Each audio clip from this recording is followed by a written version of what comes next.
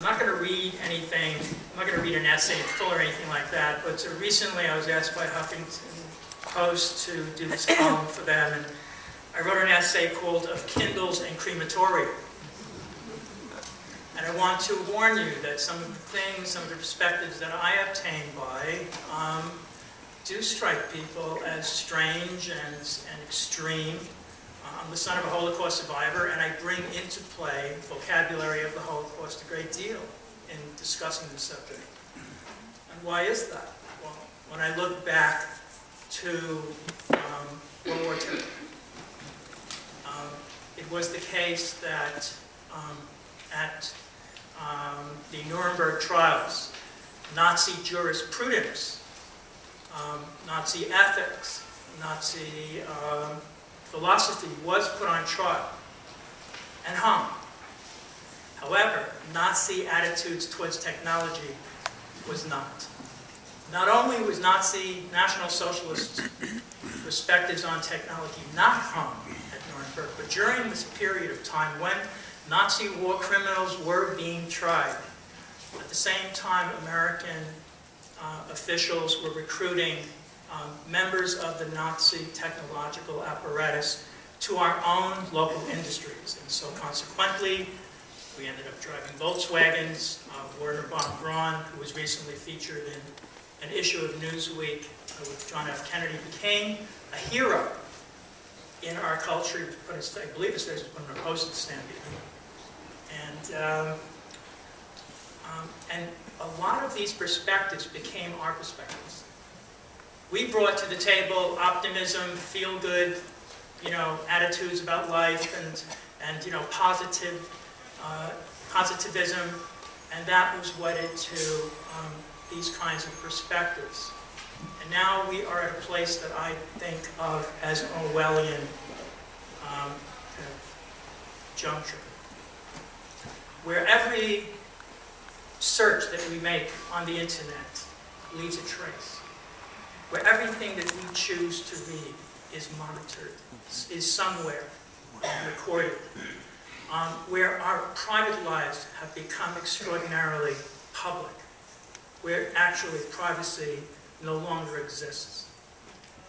I was just speaking about this with Oscar before this occasion, and it's not that I believe that there are nefarious parties in high tech who are conspiring to control all of us and shove us into gas chambers. But I do want to point out that neither was there in the 1930s, and I speak as the son of a Holocaust survivor who's been very involved with the subject of the Holocaust, neither was there in the 1930s among many National Socialists this feeling like we're going to put Jews into gas chambers, we're going to control and dominate society to the extent that eventually they ended up doing. It was something that occurred by slow degrees and small steps. Many of them were idealists. Many of them actually intended well. And look where it ended up. So I wonder if we don't need to ask of the world of high tech to begin to take account of what it's doing, and to hold it accountable for what it's doing to the book, for instance. And this is where I want to really launch the discussion, because it's my main concern at this moment, books. I'm aware on a daily basis of reports coming in about the condition of the book industry, that it's in demise, that high tech is appropriating pretty much the literature of the world unto itself, disappearing these texts into this invisible place, the internet. There's a scholar named Barry Sanders who wrote a wonderful book called Unsuspecting Souls, in which he traces the condition of the self from the 19th century to the current day. And he notes that in the 19th century, the self split off from us. A life split off from life. We suddenly possessed this thing called a life. And suddenly we were in a kind of dialectic with this thing called a life in which the self, the life, was moving farther and farther and farther away from who we were and disappearing. We actually reached a place, a point in our society here, vis-a-vis the life, where no one knew anymore what life means. This was such concern in the 19th century. Have you heard the expression, hell's bells? Has anybody heard that expression? Do you know where that expression comes from? Hell's bells? Or that rings a bell? That expression came because in the 19th century, around the period of the Civil War, no one knew if you were in a coma whether you were alive or dead. There was uncertainty about that. And there were many new kinds of war injuries in the 19th century, and so people didn't know. If you were buried as dead, they were not sure if you were actually dead. So someone came up with a patent in which you could run a bell, a string rather, down into the coffin. A bell would hang at the head of the tombstone, and if you happened to wake up in your coffin, you could ring the bell. And that's where the expression hell's bells comes from. Why do I bring that up? Because this was a technology that existed in response to uncertainty about life, about what constitutes life, about whether we're alive or dead.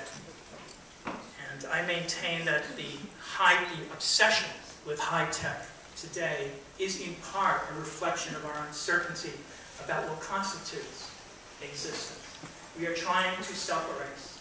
We are trying to disappear ourselves. And I also noted when I was speaking with Oscar, we talked about East Germany and Stalin architecture. I was in East Germany in the early 90s, and I was driving around this little cardboard car with an East German. They had cardboard cars in East Germany. And the architecture was vast, it was immense, and they had lampposts that were like 2 stories high, and here we were in this tiny little car, and the boulevards were wide, and I said, you know, I feel so tiny in this car. He said, that's the point. All of this architecture is meant to dwarf you. And you know, when I look at Facebook, say, these little tiny faces one after another, you know, it reminds me of the Stalin-esque effort to dwarf the individual, to subsume us into this mass increasingly. That is, in my estimation, Orwellian. And right now, I believe that the flashpoint of our humanity is the war for the book. Are we going to let the book disappear? Are we going to let the libraries become entirely digitized? Are we going to move away from what the high-techers call bound dead trees? This is how they refer to books. Are we going to move away from bound dead trees, from books, into this exclusively digitized world? Or is there some kind of middle way that's possible? And lastly, you know, I want to kind of note that I look at the condition of human society today. I'm 57 years old. That's not neither too old nor too young. It's just somewhere past middle age.